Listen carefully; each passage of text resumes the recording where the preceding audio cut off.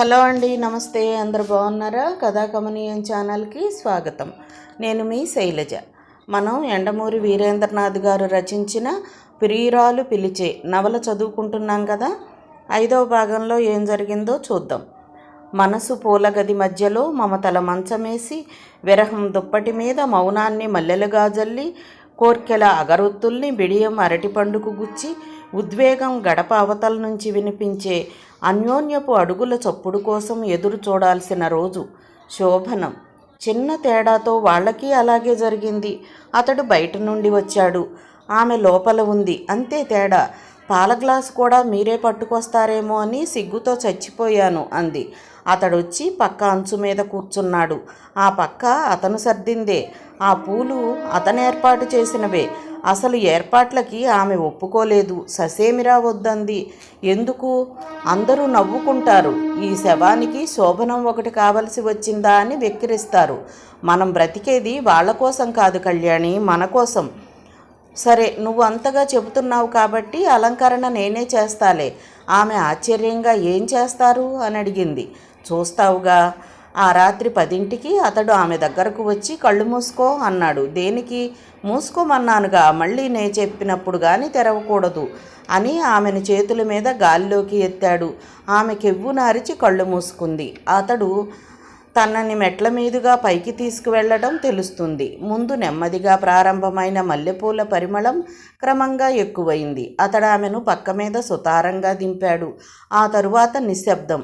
ఒక్క నిమిషం ఆగి, ఏమండి, కళ్ళు తెరవచ్చా అని అడిగింది. జవాబు లేదు. ఏమండి, మీరిక్కడే ఉన్నారా? నిశ్శబ్దం. ఉన్నానంది. ఆమె నెమ్మదిగా కళ్ళు విప్పింది. ఆ అద్భుత దృశ్యానికి ఆమె కళ్ళతో పాటు మనసు కూడా చెదిరింది. తన భర్త ఒక చిత్రకారుడు అని మర్చిపోయినందుకు తనని తానే నిందించుకుంది. అహర్నిశలు శ్రమించిన ఆర్ట్ డైరెక్టర్ కూడా ఇంత బాగా తీర్చిదిద్దడు. మంచానికి కట్టిన మల్లెపూలు వెన్నెల దారాల్లా అందమైన సైప్రస్ చెట్లోంచి విస్తరించే వెన్నెల నీడల మధ్య పరుచుకున్న వర్ణ మిశ్రమం కేవలం పెయింటర్ మాత్రమే చేయగల కలర్ కాంబినేషన్స్తో. కిటికీ తెరలు, మంచం మీద దుప్పట్లు, మంచు కొండల మధ్య చలిమంట వేసుకున్నట్లుగా తెల్ల పక్క మీద ఎర్ర గులాబీలు, ఆ గులాబీ రేకుల మధ్య పరిమళాన్ని ఆవాహన చేసుకుంటున్న గాలి.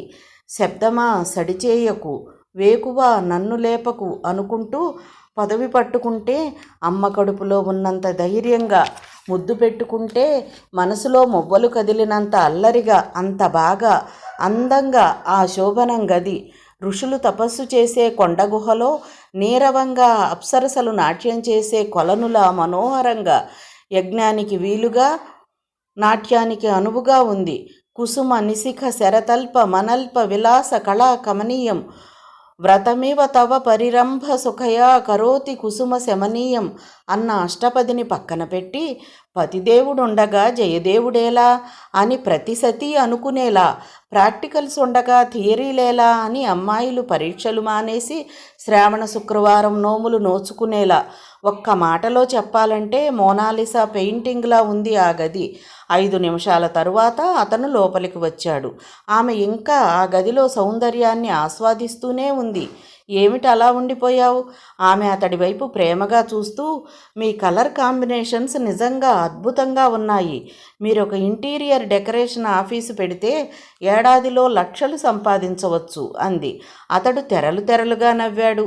అతడంతగా నవ్వటం ఆమె ఎప్పుడూ చూడలేదు.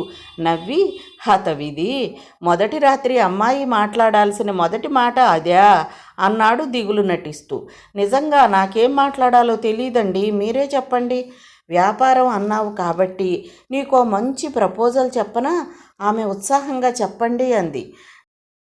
గణాంక శాఖ ఉద్యోగుల్ని నియమించి మొదటి రాత్రి ఏం మాట్లాడాలి అన్న స్టాటిస్టిక్స్ కలెక్ట్ చేద్దాం. దాని మీద ఇన్వెస్టిగేటివ్ రచయిత చేత పుస్తకం వ్రాయించి పబ్లిష్ చేస్తే బోలెడ్ డబ్బులు.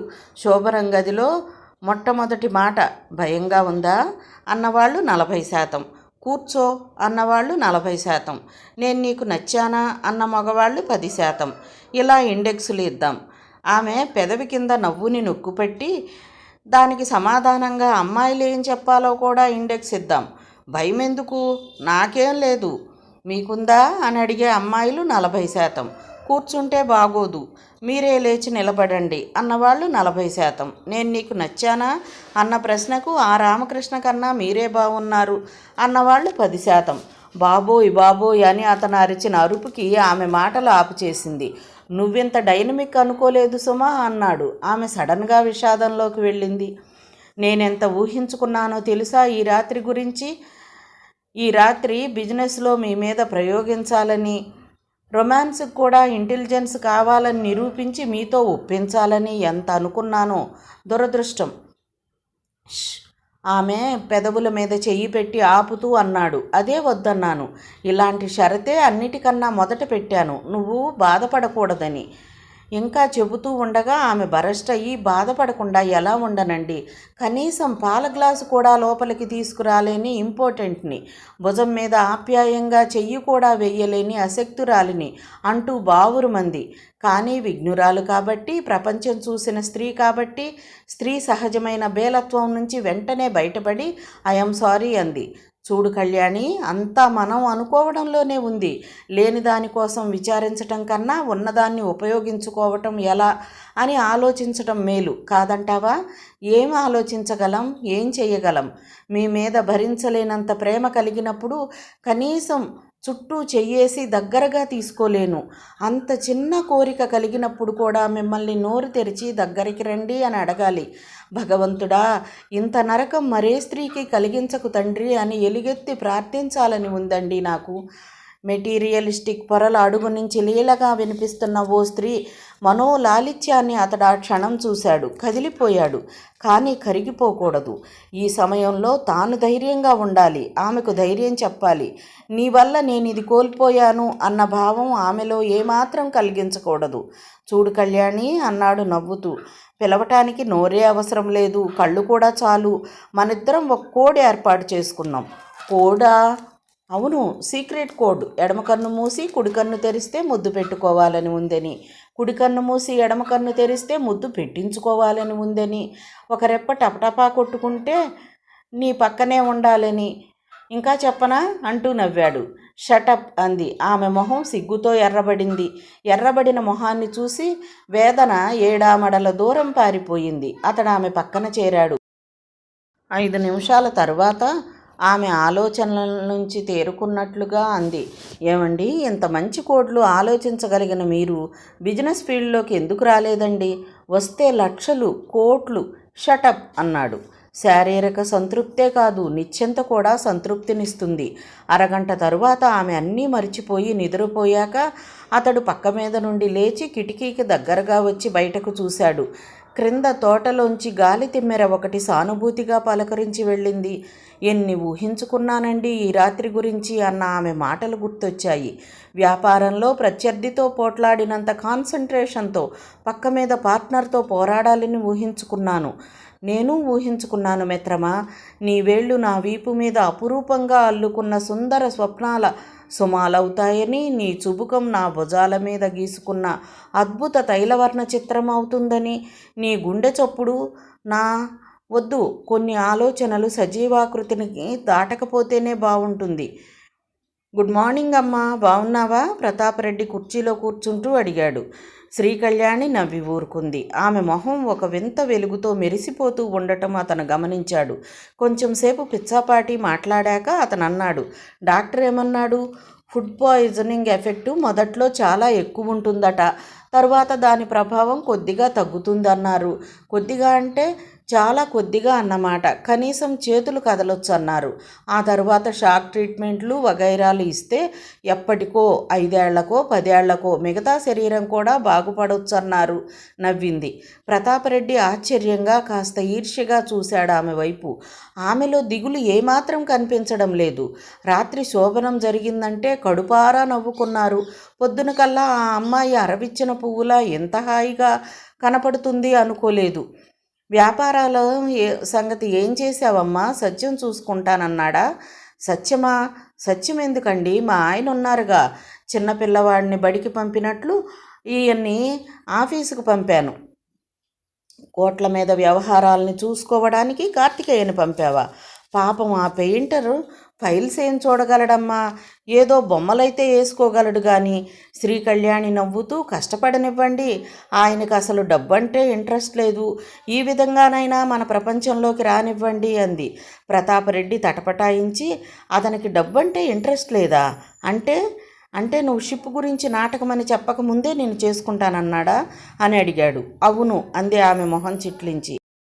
అతడు కాస్త ఆగి, ఇదంతా నీకు చెప్పవచ్చో లేదో తెలియదమ్మా, నేను కేవలం నీ ఉద్యోగుల మీద నిఘా వేసే డిటెక్టివ్ను మాత్రమే. నువ్వు కార్తికేయని చేసుకోబోతున్నావని తెలిసి నన్ను క్షమించు, కాస్త ఎంక్వైరీ చేశాను అన్నాడు. ఏం చేశారు?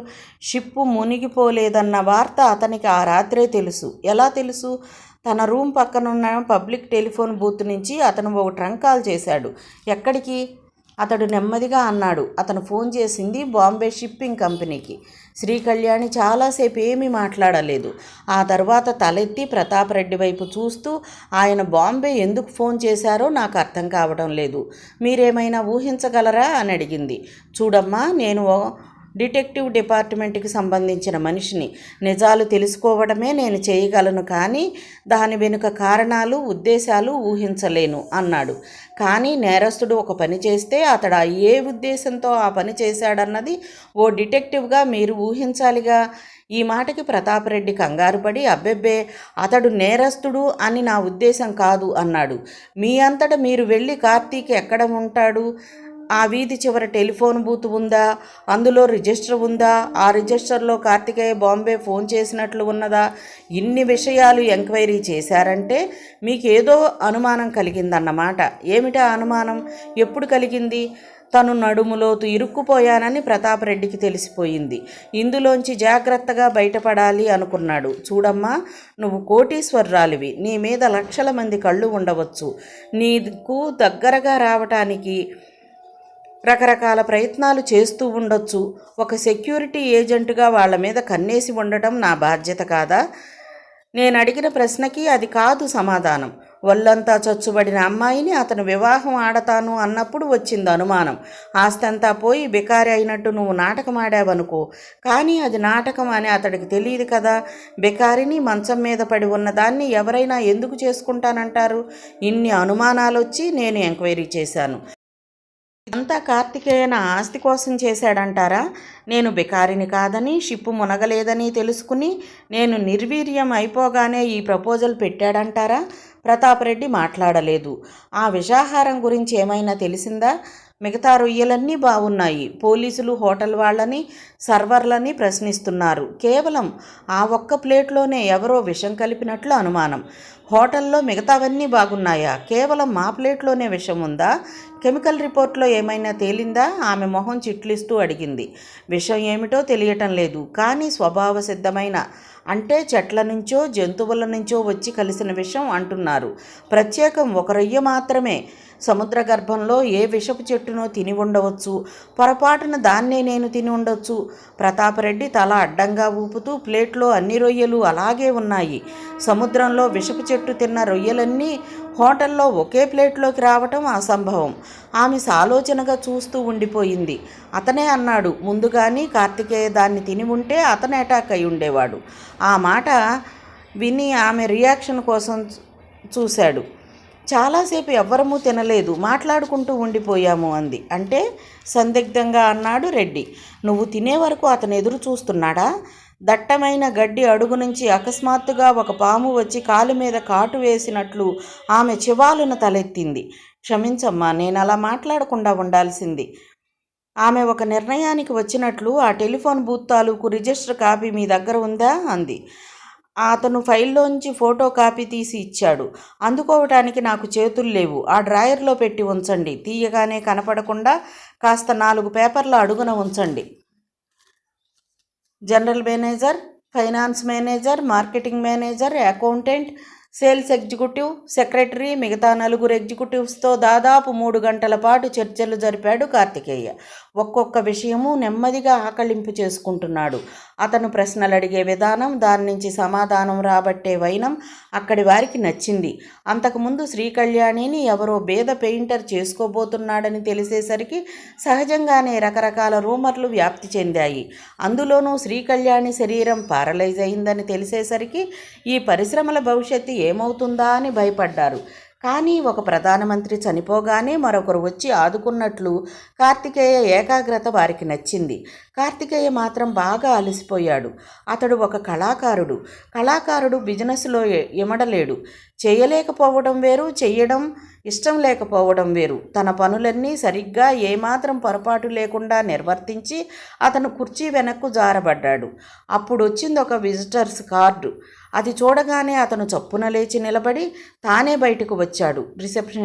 రిసెప్షనిస్ట్ పక్కనే కూర్చొని హస్కు కొడుతున్నాడు ఉస్మాన్. కార్తికేయ అలా హఠాత్తుగా హాల్లోకి వచ్చేసరికి అందరూ బెదిరి నిలబడ్డారు. అతడు ఉస్మాన్ని లోపలికి తీసుకువెళ్ళాడు. తన ఛాంబర్లో కూర్చున్నాక అడిగాడు కార్తికేయ, ఏంటి ఉస్మాన్, ఎంత ఆనందప్రదమైన హఠాత్ దర్శనం? ఉస్మాన్ అతని మాటలకు సమాధానం చెప్పకుండా చుట్టూ పరికించి చూస్తూ, నువ్వెంతైనా చెప్పు బాయ్, డబ్బు ఇచ్చినంత సంతోషం మరేదీ ఇవ్వదు అన్నాడు. కార్తికేయ నవ్వుతూ, ఇది కనుక్కోవడానికా ఇంత దూరం వచ్చావు అన్నాడు. లేదు, 2 రోజుల క్రితం చిన్న తంత్రం జరిగింది. మన వీధిలో ఉన్న ఒక టెలిఫోన్ బూత్కి ఎవరో వచ్చారు. పోలీసులమని చెప్పి రిజిస్టర్ పట్టుకెళ్ళి గంట తర్వాత తెచ్చిచ్చారట. నేను ఆ టైంలో షాప్లో లేను. నేనేమైనా కనుక్కోనా? ఎవరు తీసుకెళ్లారు, ఎందుకు తీసుకెళ్లారు? అంత చిన్న విషయం కోసం నీ సమయం వృధా చేస్తానని ఎలా అనుకున్నావు భాయ్? నేను వచ్చింది ఎందుకంటే అని ఆగి అన్నాడు. ఆ పోలీసులమని చెప్పి ఉన్న వాళ్ళు వచ్చి వెళ్ళాక నాకేమీ అర్థం కాలేదు. ఆ రిజిస్టర్ అంతా చూశాను. ఆశ్చర్యం వేసింది. కొన్ని రోజుల క్రితం నువ్వు బాంబే ఫోన్ చేసినట్లు ఉంది. నీ పేరు ఎప్పుడూ నేను రిజిస్టర్లో వ్రాయను. అదీకాక ఆ రాత్రి నేను బూత్లోనే ఉన్నాను. అన్నిటికన్నా ముఖ్యంగా అది నేను వ్రాసింది కాదు. నా పెన్ను నాకు బాగా గుర్తు. చేతి వ్రాత అలాగే ఉంది, కానీ నా పెన్ను మాత్రం నాకు బాగా గుర్తు. కార్తికేయ బాగా కలత చెందినట్లు అతని మొహమే చెబుతోంది. ఆ బాంబే నంబర్ ఏమిటి అని అడిగాడు. అది ఎవరిదో తెలుసుకోకుండా ఉంటానా భాయ్? జేబులో నుంచి కాగితం తీసి ఇస్తూ అన్నాడు ఉస్మాన్. అది ట్రాన్స్ వరల్డ్ షిప్పింగ్ కంపెనీ. కార్తికేయ భారంగా విశ్వసించి, థ్యాంక్స్ ఉస్మాన్ భాయ్, చాలా సాయం చేశావు అన్నాడు. మరి కొంచెం సేపు మాట్లాడి ఉస్మాన్ వెళ్ళిపోయాడు. కార్తికేయ సిగ్మా ఏజెన్సీకి ఫోన్ చేశాడు. అటు నుండి పీటర్ ఫోన్ ఎత్తగానే, నేను కార్తికేయని, మీరోసారి వెంటనే రాగలరా అని అడిగాడు. షూర్ సార్ అన్నాడు పీటర్. అరగంట తర్వాత పీటర్ వచ్చాడు. రావడమే నాకు చాలా సంతోషంగా ఉంది. నా కింద పనిచేసిన కుర్రాడు ఈ విధంగా కోటీశ్వరుడు అవటం అన్నాడు. మనస్ఫూర్తిగా సంతోషించిన అతి తక్కువ మందిలో మీరొకరన్నమాట అనుకున్నాడు. అతను కూర్చుని కొంచెంసేపు మామూలు సంభాషణ అయ్యాక, చూడండి, మీరు నాకు సాయం చేస్తాలి అంటూ ఉస్మాన్ వివరాలన్నీ చెప్పాడు. అన్నీ చెప్పి చివరగా, మీరు ఇదంతా సిగ్మా ఏజెన్సీ తరపున కాకుండా నా స్నేహితుడిగా చెయ్యాలి, రహస్యంగా అన్నాడు చివరి పదాన్ని ఒత్తి పలుకుతూ. తప్పకుండా చేస్తాను. పీటర్ లేచి నిలబడ్డాడు. ఎందుకో తెలీదు, అతని కళ్ళల్లోంచి అప్రయత్నంగా నీళ్లు తిరిగాయి. 5 రూపాయలు వంటవాడికిచ్చి నిన్ను ఎడారి మధ్యలోకి ఒంటరిగా పంపుతున్నప్పుడు గర్వంగా నవ్వుకున్నాను బాబు. 1,00,000 రూపాయల సూట్ కేసుతో నువ్వు వెనక్కి తిరిగొచ్చి నా ఉద్యోగాన్ని నిలబెట్టినప్పుడు సిగ్గుతో తల వంచుకున్నాను. ఇప్పటికీ నాకు నీ రుణం తీర్చుకునే అవకాశం లభించింది. మొత్తం నా డిటెక్టివ్ తెలివితేటలన్నీ ఉపయోగించి నువ్వు చెప్పిన విషయాలన్నీ కనుక్కుంటాను అని అక్కడి నుండి వెళ్ళిపోయాడు. మధ్యాహ్నం లంచ్కి ఇంటికి వెళ్ళాడు కార్తికేయ. ఎలా ఉంది ఉద్యోగం అని అడిగింది శ్రీకళ్యాణి. అదే కొత్త బాధ్యత, చిరాగ్గా ఉంది అన్నాడు నవ్వుతూ కార్తికేయ. ఒకళ్ళ మీద మరొకరిని డిటెక్టివ్లుగా నియమించడం, అమాయకుల అజ్ఞానం మీద ఆడుకుంటూ వ్యాపారం చేయడం, ఒక్కరోజుకే ఇలా అయిపోతే ఎలా? చెయ్యలేని అశక్తతతో కాదు, చెయ్యడం ఇష్టం లేని నిర్లిప్తతతో. ఆమె కాస్త ఆగి, వ్యాపారం అంటే గుర్తొచ్చింది, మీకు బాంబేలో తెలిసిన వాళ్ళు ఎవరైనా ఉన్నారా అని అడిగింది. ఎవరూ లేరే. ఏదైనా షిప్పింగ్ కంపెనీ? తెలీదు. ఎందుకు అడుగుతున్నావు? ఏం లేదు, ఆ వ్యాపారంలో కూడా ప్రవేశిద్దామని అంటూ టాపిక్ మార్చింది. లంచ్ పూర్తి చేసి అతని ఆఫీస్కి మళ్ళీ వచ్చేసరికి అతని కోసం ప్రతాపరెడ్డి నా కోసం కబురు చేశారట అన్నాడు. అవును, ఒక చిన్న ఇన్ఫర్మేషన్ కావాల్సి వచ్చి ఫైల్లో సంతకం పెడుతూ అన్నాడు కార్తికేయ. సిగ్మా ఏజెన్సీస్ మూసివేస్తున్నట్లు వార్త వచ్చింది. ఎంతవరకు నిజం? అలాంటిదేమీ లేదు, బిజినెస్ లేదు. ఆ మాట నిజమే, కానీ మీ సంస్థలున్నాయి కదా, అవి చాలు. మావి తప్ప ఇంకేవీ లేవా? దాదాపు లేనట్లే. కార్తికేయ పెన్ను విదిలించాడు. ప్రతాపరెడ్డితో మీ పెన్ను ఓసారి ఇస్తారా అని తీసుకుని మిగతా సంతకాలు పెట్టడం పూర్తి చేశాడు. మీ పెన్ను చాలా లావుగా వ్రాస్తుందే. అవును. ఎప్పుడూ ఆకుపచ్చ ఇంకు వాడతారనుకుంటాను. అవును, ప్రతాపరెడ్డి చెప్పాడు. ఈలోపు ఫోన్ మోగింది. అట్నుంచి పీటర్ దాదాపు 5 నిమిషాలు మాట్లాడాడు. మొహంలో ఏ భావము మార్చకుండా కార్తికేయ అంతా విన్నాడు. ఫోన్ పెట్టేసి రెడ్డితో చెప్పండి, మీ పెద్ద కొడుకు అమెరికా వెళ్ళాడా అని అడిగాడు. వెళ్ళాడు. మొన్న శుభలేఖ చూశాను. కూతురు పెళ్లి కూడా అయిందనుకుంటా. ఇన్ని క్షేమ సమాచారాలు అతను ఎందుకు అడుగుతున్నాడో అర్థం కాక అయ్యింది. శ్రీకళ్యాణి గారు వచ్చారు అన్నాడు. ఆమెకు అనుమానం రాలేదనుకుంటాను. ఏం అనుమానం? కార్తికేయ కుర్చీ వెనక్కి వాలి తాపీగా అన్నాడు. మీరొకసారి శ్రీకళ్యాణి గారిని 1,00,000 రూపాయలు అడిగారు, గుర్తుందా? మీ పెద్ద కొడుకుని అమెరికా పంపించాలని, కూతురు పెళ్లి చేయాలని అడిగారు. అప్పుగా కావాలా, అకౌంట్లో కావాలా అని ఆమె అడిగింది. తేడా ఏమిటి అంటే వడ్డీ అని ఆమె అన్నది, గుర్తుందా? ఇదంతా మీరు నాకెందుకు చెబుతున్నట్లు? కార్తికేయ కుర్చీలోంచి లేచి బల్ల చుట్టూ తిరిగి ప్రతాపరెడ్డి కూర్చున్న కుర్చీ వెనక్కు వచ్చి అతను భుజం మీదుగా వంగి అన్నాడు. ఆ 1,00,000 రూపాయలు తీసుకోకుండా మీరు మీ కొడుకుని అమెరికా ఎలా పంపించారు? మీ కూతురికి పెళ్ళి ఎలా చేశారు? ప్రతాపరెడ్డి చివాలన కుర్చీలోంచి లేచాడు. ఇదంతా మీకు చెప్పవలసిన అవసరం నాకు లేదు. మీకు మా సంస్థ తప్ప డబ్బు ఇచ్చే వేరే కంపెనీ ఏదీ లేదు. మీకు వేరే ఆస్తులు కూడా లేవు. మరి ఆ 1,00,000 రూపాయలు మీకు ఎక్కడి నుండి వచ్చాయి? మీ ఇన్కమ్ ట్యాక్స్ రిటర్న్లో కూడా ఆ డబ్బు ప్రసక్తి లేదు. ప్రతాపరెడ్డి మొహం జేగురు రంగుకు మారింది. నా మీదే డిటెక్టివ్ మొదలుపెట్టావా? కార్తికేయ ఆ మాటలు పట్టించుకోలేదు. అతను చెప్పడం కొనసాగించాడు.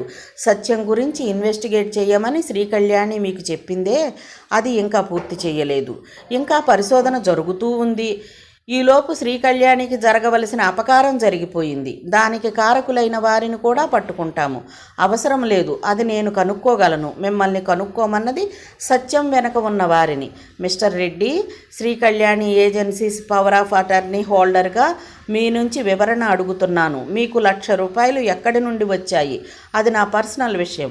సరే, అయితే ఈ క్షణం నుండి సిగ్మా డిటెక్టివ్ ఏజెన్సీ సర్వీసుల్ని నేను రద్దు చేస్తున్నాను. అకౌంటెంట్ దగ్గర మీకు రావలసిన చెక్ తీసుకుని వెళ్ళిపోండి. ప్రతాపరెడ్డి పిటికిలి బిగించి టేబుల్ మీద బలంగా కొట్టాడు. కోపంతో అతని కళ్ళు ఎర్రబడ్డాయి. ఒక్కరోజు అధికారంలోకి వచ్చావో లేదో నన్నే తొలగించే స్థితికి వచ్చావా? ఇదంతా నీ భార్య ఒప్పుకుంటుందనుకుంటున్నావా? ఒప్పుకుంటుంది. ఏ ధైర్యంతో చెప్తున్నావు? కార్తికేయ టేబుల్లోంచి ఓ కాగితం తీసి అతనికి చూపిస్తూ ఈ ధైర్యంతో చెప్తున్నాను అన్నాడు. 5 నిమిషాల క్రితం నా పెన్ను సరిగా రాయటం లేదని నీ దగ్గర నుంచి పెన్ను తీసుకున్నాను, గుర్తుందా? ఆ పెన్నుతో రాసిన అక్షరాలు ఇవి అంటూ డ్రాయర్లోంచి మరో కాగితం తీశాడు. అది ఉస్మాన్ అనే నా స్నేహితుడి టెలిఫోన్ బూత్ రిజిస్టర్ కాగితం. ఇందులో నా పేరు రాసిన పెన్ను, మీ పెన్ను ఒకటి కాదంటారా? ప్రతాపరెడ్డి మొహం రక్తం లేనట్లుగా ఇంకిపోయింది. చెప్పండి, ఇది మీరు రాసింది కాదా? గద్దించాడు. ప్రతాపరెడ్డి సర్దుకుని బెంకంగా అన్నాడు.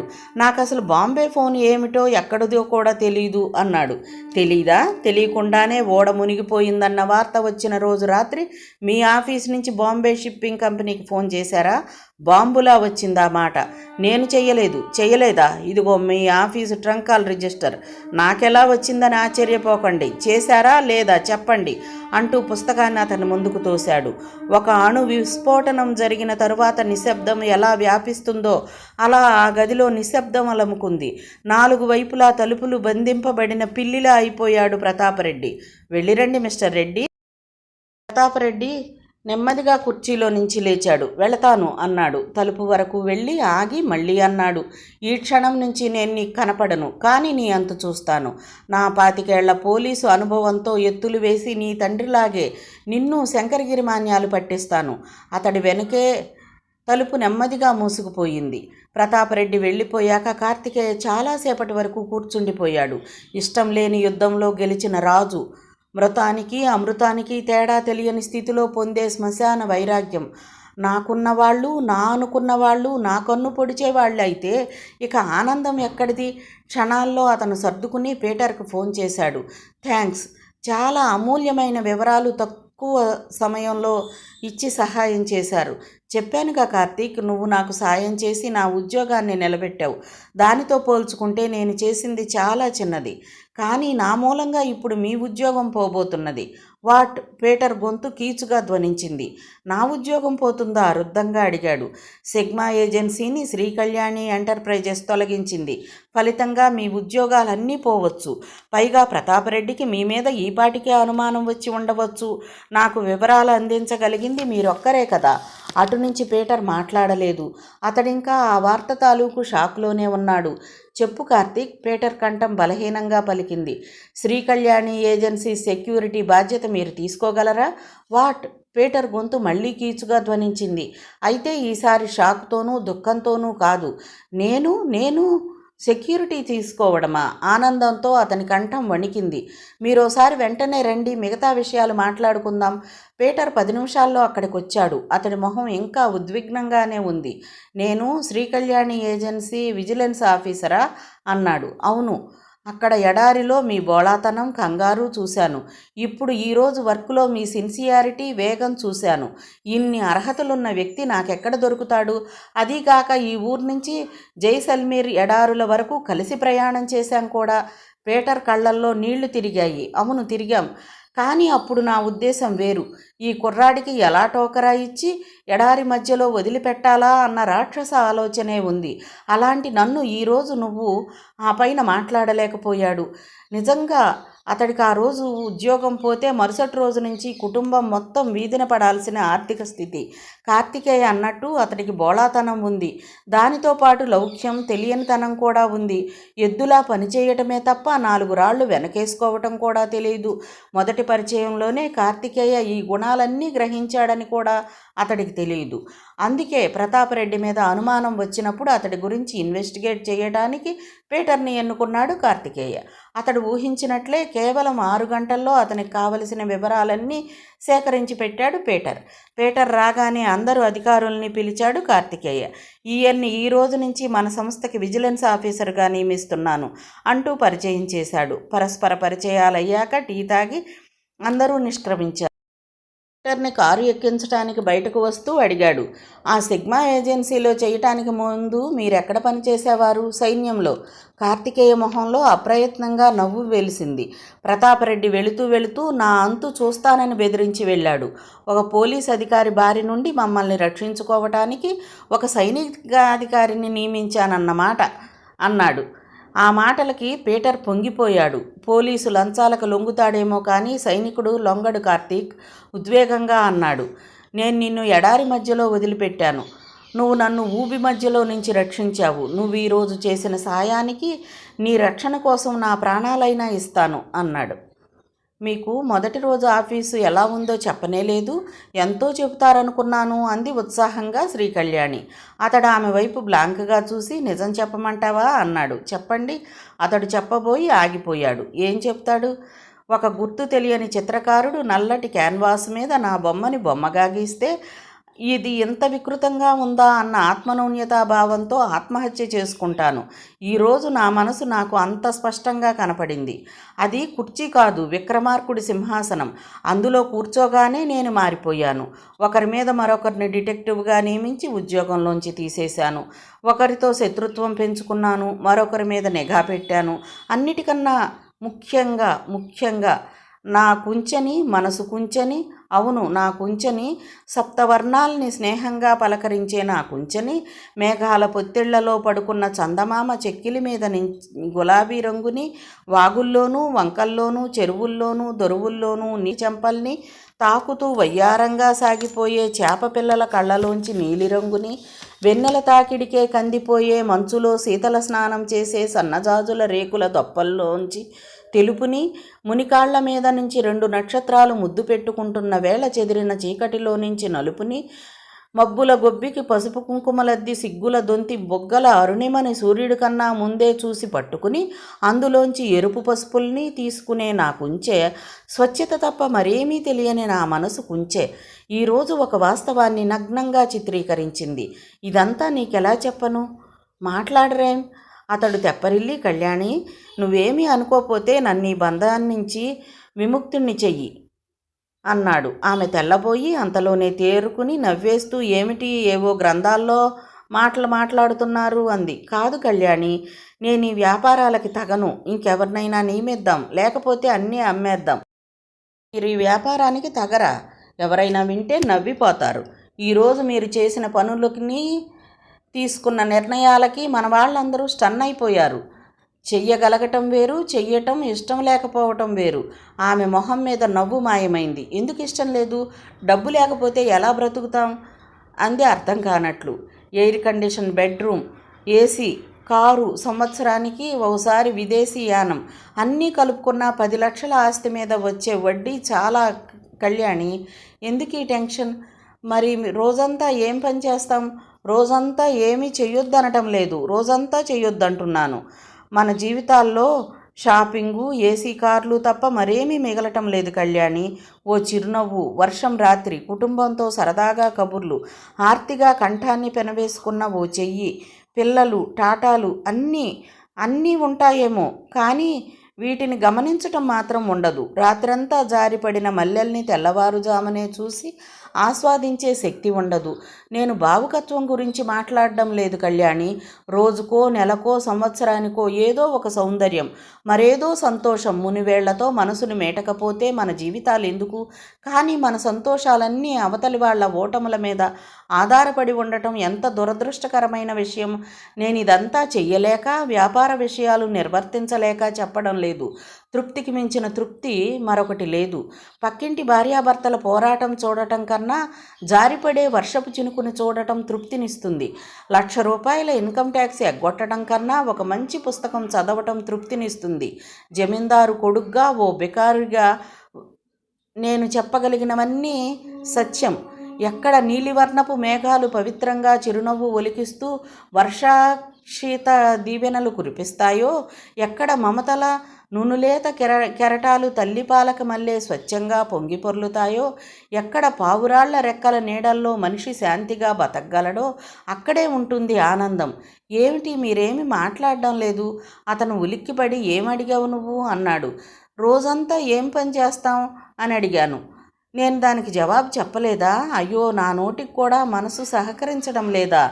ఇంతవరకు చేతులకే అనుకున్నాను. అతను సర్దుకుని దానికేం కానీ, నీ గుండె ఆగిపోయే వార్త చెబుతాను, సిద్ధంగా ఉండు అన్నాడు. ఆమె నవ్వి ఆనందంతోనా విషాదంతోనా అంది, షాక్తో. ఏమిటది? సిగ్మా డిటెక్టివ్ ఏజెన్సీ ప్రతాపరెడ్డిని ఉద్యోగంలోంచి తొలగించాను. ఏమిటి? ఆమె అప్రయత్నంగా అరిచిందో, అతడన్నట్లు షాక్ తగిలిందో గాని గొంతు మాత్రం జీరపోయింది. అవును కళ్యాణి అంటూ మొత్తం జరిగిందంతా చెప్పాడు. ఆమె చాలాసేపు మాట్లాడలేదు. అతను సందిగ్ధంగా, నేను చేసింది పొరపాటు చర్య అంటావా అన్నాడు. ఎలా చెప్పాలా అన్నట్లు ఆమె కళ్ళు విప్పారితం చేసి చూసింది. క్రమక్రమంగా ఆమె కళ్ళల్లోంచి అల్లరి చోటు చేసుకుంది. ఇలా దగ్గరగా రండి అంది. అతను వేరే మూడ్లో ఉండి దేనికి అన్నాడు. ఆమె చిలిపిగా ఓ కన్ను మూసి మరో కన్ను తెరిచి రెప్పవాల్చింది. అర్థమై అతడు ఆమె మీదకు వంగాడు.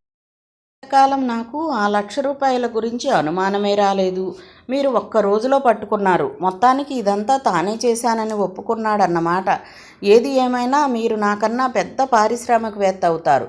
బాబోయ్ వద్దు, ఇంకో 4 రోజులు ఈ వ్యాపారంలో ఉంటే చివరికి హిమాలయాల్లో చేరి సన్యాసుల్లో కలిసిపోతాను. అలా అనకండి, తదాస్తు దేవతలు ఉంటారట అంది. అంతటి అమ్మాయి కూడా ఇలా మాట్లాడడం అతనికి గమ్మత్తుగా అనిపించింది. అది సరే కానీ వచ్చే నెల నేను సిమ్లా వెళతాను. 2 రోజులే, వచ్చాక ఆలోచిద్దాం అన్నాడు. మీరు లేకుండా 2 రోజులా? దిగులుగా అంది. అతను నవ్వే, పెళ్ళై వారం కూడా కాలేదు అన్నాడు ఉడికిస్తున్నట్లు. హృదయం వర్జిన్గా ఉన్నవాళ్ళు పెళ్ళైన మొదటి రోజే భర్తంటే తలమునకలయ్యే ప్రేమలో పడతారు. పడకపోతే వారిలో ఏదో డిఫెక్ట్ ఉందన్నమాట. అంటే నా హృదయం వర్జిన్ కాదంటావా? ఏమో, సిమ్లా అంటున్నారు. అల్లరిగా నవ్వింది. అసలే చలికాలం వస్తోంది, అక్కడేమో మంచు కొండలు అంటూ అతడు చెవి మెలిపెట్టగానే కెవ్వున అరుస్తూ, బాబోయ్ వదలండి, ఇంతకీ ఎందుకట సిమ్లా అంది. కల్చరల్ మీట్ ఉంది. నాట్యం, నాటకం, చిత్రలేఖనంలో దేశపు అత్యున్నత బహుమతినిచ్చే పోటీలున్నాయి. చూడ్డానికి వెళుతున్నాను. National level competitions. దానికి మీరు ఎంట్రీ పంపారా? ఎంట్రీనా? ఇంకా నయం. ఎంట్రీ ఫీజు 5,000 రూపాయలు. అదొక లెక్క. ఇప్పుడు కాకపోవచ్చు, వారం రోజుల క్రితం నా సర్వస్వం అమ్మినా 500 వచ్చేది కాదు. అయినా ఇప్పుడు ఎంట్రీకి ఎక్కువ టైం లేదులే, ప్రేక్షకుల్లా వెళతాను. మీలో నాకు నచ్చిన విషయం చెప్పనా? ఒకసారి ఇది నాకు సంబంధించిన విషయం అనుకున్నాక ఎవ్వరి సలహాలు అవసరం లేకుండా మీరే నిర్ణయాలు తీసుకుంటారు.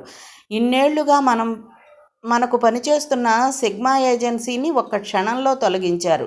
కనీసం నాకు చెప్పాలని కూడా అనిపించకపోవటం, అది ఉత్తమ ఎగ్జిక్యూటివ్ లక్షణం. మనస్ఫూర్తిగా బాధ్యత తీసుకున్న వాళ్ళకే ఆ నిర్ణయం తీసుకునే ధీమా వస్తుంది.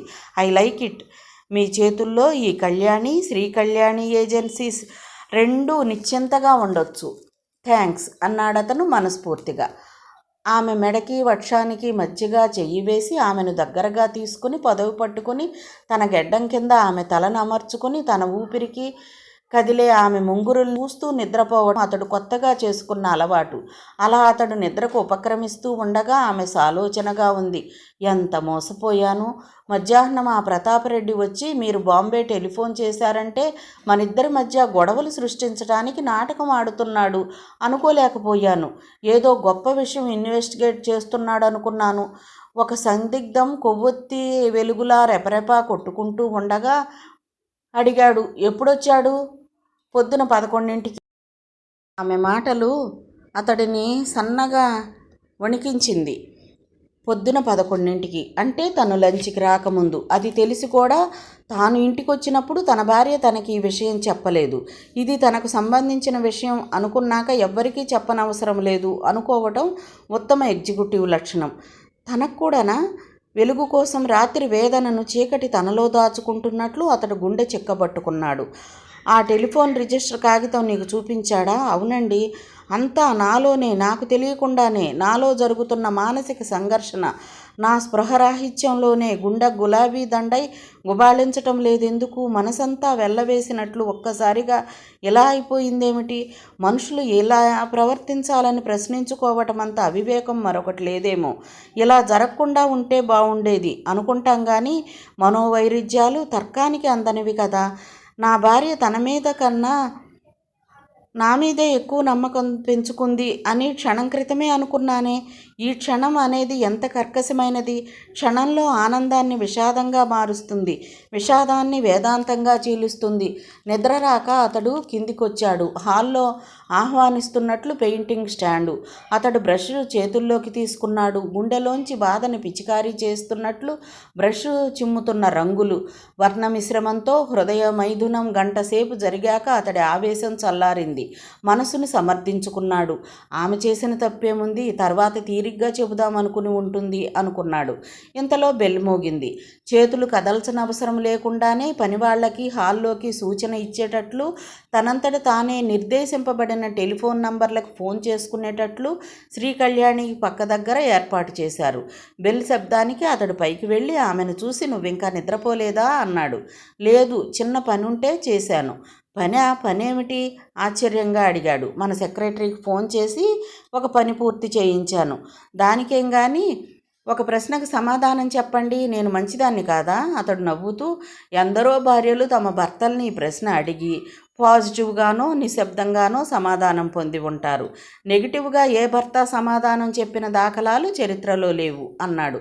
బాబోయ్, అదంతా ఎందుకు కానీ, రేపొద్దున మీ సిమ్లా టికెట్ వస్తుంది. ఇప్పుడు నువ్వు ఫోన్ చేసింది టికెట్ కోసమా? కాదు, అంతకన్నా మంచి న్యూస్. ఆ టేప్ రికార్డర్ ఆన్ చేయండి చెప్తాను. అతడు ఆన్ చేసి, ఏంటబ్బా అంత మంచి న్యూస్ అన్నాడు. టేప్లో నుంచి హిందీ పాట వస్తుంది. నేషనల్ లెవెల్ కాంపిటీషన్లో మీ ఎంట్రీ కూడా చేరుస్తున్నారు అన్నదామె. అతడు తబ్బిబ్బై నమ్మశక్యం కానట్లు, నిజమా అన్నాడు ఎగ్జైటింగ్గా. కానీ ఆ పోటీకి ఆఖరి తేదీ. ఆమె గర్వంగా తలెగరేసి, మరి శ్రీ కళ్యాణి అంటే ఏమనుకున్నారు? మీ భార్యను తక్కువ అంచనా వేయకండి. భార్యల్ని తక్కువ అంచనా వేసే మగవాళ్ళంతా తరువాత నడుము నొప్పితో బాధపడతారు అంది. ఆమె చివరి మాటలను అతను పట్టించుకోలేదు. ఏడుస్తున్న చిన్నపిల్లవాడికి తల్లి తాయిలం పెట్టగానే సంబరపడినంత స్వచ్ఛంగా అమాయకంగా థ్యాంక్స్ శ్రీ కళ్యాణి అన్నాడు. ఆమె నవ్వుతూ, 2 రోజుల్లో వచ్చేయండి. మంచు కొండలు, తెల్లదనం అంటూ అక్కడే ఉండిపోకండి. అసలే సిమ్లాలో మంచు తుఫాన్లు ఎక్కువట అంది. అతడు ఆమెను దగ్గరగా తీసుకుని మరి మాట్లాడనివ్వలేదు. ఆ రోజు ఇల్లంతా హడావుడిగా ఉంది. నగరంలో నలుమూలల నుంచి భక్తకోటి శ్రీకళ్యాణ్ ఇంటికి వస్తున్నారు. రోడ్డు వరకు కార్లు బార్లు తీరి ఉన్నాయి. సరిగ్గా 9 గంటలకు స్వామి ధ్రువానంద కారులో ఇంట్లో ప్రవేశించారు. శ్రీకళ్యాణికి ఆప్తమిత్రుడు, కోటీశ్వరుడు అయిన మరో వ్యాపారవేత్త స్వామి ధ్రువానందని హృషికేశ్ నుంచి ఆహ్వానించారు. ఆయన ఢిల్లీ వరకు కారులో వచ్చి అక్కడి నుండి విమానంలో వచ్చారు. శ్రీకళ్యాణికి దానంతట అదే బాగవ్వాలని, తామేమీ చెయ్యలేమని డాక్టర్లు పెదవి విరిచినప్పుడు తోటి పారిశ్రామికవేత్త ఈ స్వామికి సజెస్ట్ చేశారు. రాజు తలుచుకుంటే ఇక కొదవేముంది. వెంటనే ఆయనకు కబురు వెళ్ళింది. ఈ ఏర్పాట్లన్నీ కార్తికేయ చూస్తున్నాడు. పొద్దున్నే వచ్చిన భక్తకోటికి కాఫీ ఫలహారాలు అందించటం నుంచి స్వామి స్పీచ్ వరకు అతని పర్యవేక్షణలోనే జరిగాయి. మధ్యాహ్నం స్వామి విశ్రమించారు. అతి దగ్గర వాళ్ళు, చాలా పెద్దవాళ్ళు మాత్రమే హాల్లో కూర్చున్నారు. స్వామివారి మహిమలు వాళ్ళు చెప్పుకుంటూ ఉంటే కార్తికేయ నిశ్శబ్దంగా విన్నాడు. సాయంత్రం 5ంటికి కళ్యాణిని పరీక్షించాడు. అందరిలోనూ టెన్షన్. స్వామి గాఢంగా విశ్వసించి విషప్రభావం చాలా ఎక్కువగా ఉంది. కొన్ని రోజులకు అది తగ్గుతుంది. కాస్త వెసులుబాటు కనపడుతుంది. కాస్త అంటే చేతులు కానీ కాళ్ళు కానీ. ఇది డాక్టర్లే చెప్పారు కదా అనుకున్నాడు కార్తికేయ. నేను హృషికేశ్ వెళ్ళగానే మందు పంపిస్తాను అన్నాడు స్వామి కార్తికేయతో. కార్తికేయ తల ఊపాడు. ఆ రాత్రి అతనికి చాలాసేపు నిద్ర పట్టలేదు. తనని ఎవరో పిలిచినట్లయి తోటలోకి వెళ్ళాడు. అక్కడ స్వామి ధ్రువానంద కూర్చుని రానాయనా అని పిలిచారు. కార్తికేయ కలలో మాదిరి దగ్గరగా నడిచాడు. ఆయన ఇలా అన్నాడు, ఇలా కూర్చో. అప్రయత్నంగా అతడు ఆయన కాళ్ళ దగ్గర కూర్చున్నాడు. ఆయన చిరునవ్వుతో అన్నారు, మా హడావుడి నీకు అప్రియంగానూ అసంతృప్తిగానూ ఉన్నట్టుంది. మాలో వేదాంతం కన్నా ఆర్భాటమే ఎక్కువ కనపడ్డట్టుంది. అందుకే నాయన రోజంతా ముళ్ళ మీద ఉన్నట్లున్నావు. కార్తికేయ మాట్లాడలేదు. హిమాలయాల్లో 6 నెలల పాటు బద్రీనాథ ఆలయానికి తాళం వేసి అఖండ జ్యోతిని వెలిగించి చలికి తట్టుకోలేక అందరూ క్రిందికి వచ్చేస్తారు. అప్పుడు మేము అక్కడ ఉంటాం. ఆ చీకటి గుహల్లో హిమపాతాల్లో మనిషి అస్తిత్వాన్ని శోధించటం కోసం తపస్సు చేస్తూ ఉంటాం. మరి ఇదంతా ఏమిటని నీకు అనుమానం రావచ్చు. అందరూ నీలా దృఢమనస్కులు ఉండరు నాయన. వారికి ఓదార్పు కావాలి. అందువల్ల మేము జనారణ్యంలోకి వస్తూ ఉంటాము. ఈరోజు వచ్చిన ధన కనకాలు వివేకానందుని ఆసుపత్రి వారికి ఇచ్చేయటం జరిగింది. మనిషి మూర్ఖత్వాన్ని తన స్వార్థానికి వాడుకునే స్వాముల్ని వదిలిపెట్టు. నీకు కనపడిందంతా నిజమని నమ్మకు. దానికి ఇదే ఉదాహరణ. అకస్మాత్తుగా ఆయన కంఠం ప్రకంపనమైంది. గాలిలోంచి ఒక శరీరవాణిలా ఆ స్వరం ధ్వనించింది. సహజమైన బలహీనతల్ని తగిన వయసులో ఉపేక్షించి వదిలిపెడితే అవి దారి పక్కనే పొంచి ఉన్న బందిపోట్ల వలె నీ వృద్ధాప్యంలో చుట్టుముట్టి బాధ పెడతాయి. నీ భార్య పచ్చ సర్పకాలకోట విషంతో అచేతనమైంది. నీ జీవితంలో అది నిరంతరం నీ పక్కన ఉండే కదిలే వైరాగ్యం కానివ్వకు. వేదాంతం వేరు, వైరాగ్యం వేరు. ఆ విషయం మర్చిపోయి కష్టాల్లో పడకు స్వామి అన్నాడు కార్తికేయ విభ్రాంతుడై. ధ్రువానంద అతని వైపు చూడటం లేదు. అలౌకికమైన స్థితిలో కొనసాగించారు. తనలో తానే అనుకుంటున్నట్లు అన్నారు. భగవద్గీతలో ఎంత గొప్పగా చెప్పారు. జీవుడు తనని తాను ఉద్ధరించుకోకపోతే పరులెవరు వచ్చి ఉద్ధరిస్తారు? అందుకేనేమో భగవంతుడు భక్తులకు స్వర్గప్రాప్తినిచ్చే ముందు ఎన్నో పరీక్షలకు గురి చేస్తాడు. బంగారం వన్నె తేవాలంటే కాల్చి కొట్టాలి కదా. కార్తికేయ అయోమయంగా మీరేం చెబుతున్నారో నాకు అర్థం కావటం లేదు అన్నాడు. అప్పుడు ఉపనిషద్ ఉద్వేష సారాన్ని కేవలం ఒకే ఒక్క వాక్యంలో చెప్పాడు ఆ వృద్ధుడు. ఆ వాక్యం కార్తికేయని తరువాత చాలా కాలం వెంటాడింది. ప్రక్షాళన కోసం హిమాలయాలకు పంపింది. పునీతుణ్ణి చేసింది. అతడు మామూలు మానవుడు, భవిష్యత్ తెలియనివాడు. అతడేదో అనబోయాడు. ఆయన లేచి చీకట్లో భవంతి వైపు వెళ్ళిపోయాడు. అతడు వెన్నెల మధ్యలో అలాగే ఉండిపోయాడు. చుట్టూ తివాచీలాంటి శబ్దం. సన్నని తెమ్మెర అతని మీదుగా పయనించి వెళ్ళిపోయింది. తెల్లవారుజాము తాలూకు వెలుగు చుక్క తూర్పున విచ్చుకుంటోంది. దాంతో గాలి ఉధృతమైంది. గాలికి చెట్ల కొమ్మలు కదులుతూ ఉంటే అనుభవజ్ఞుడైన సంగీత విద్వాంసుడు ఒకే సమయంలో అనేక వాయిద్యాలు వాయిస్తున్న అనుభూతి. దేవుడు కన్నా గొప్ప విద్వాంసుడెవరు? కదిలే గాలి వెదురు సందుల్లో రవళిస్తే మురళి, రావి ఆకు మీద కదిలే వాయులీనం, ఊగే లత మీద వర్షపు చుక్క వేణావాదం, ఏటవాలు కెరటం మీద నీటి తుంపర తలతరంగిణి, పడిదూకే నీటిపాయ సన్నాయి, ఎదపగిలే ఉరుమే ఢమరుకం. సంగీతకారుడు సరిగమల నోటు మీద సంగతులు రాసుకుంటాడు. భగవంతుడు మనిషి నుదుటి మీద అతని సంగతులు రాస్తాడు. స్వామి ధ్రువానంద చివరి వాక్యం ఇంకా ఆ తోటలో సజీవంగా ప్రతిధ్వనిస్తూనే ఉంది. కామ క్రోధ మాత్సర్యాలను అనుభవించి జయించాలే తప్ప అతీతుడవై వదిలిపెట్టకూడదు. జయిస్తే వేదాంతం, వదిలిపెడితే వైరాగ్యం. తరువాతి కథ రేపటి భాగంలో చూద్దామండి. కథ విన్నందుకు ధన్యవాదాలు. ఈ నవల మీకు నచ్చితే ఒక లైక్ చేయండి, షేర్ చేయండి, నా ఛానల్ని సబ్స్క్రైబ్ చేసుకోండి, నన్ను సపోర్ట్ చేయండి. మీరిచ్చే ఒక్క లైక్ నాకు, నా ఛానల్కి ఎంతో సపోర్ట్ని ఇస్తుందండి. Thank you. ఉంటానండి.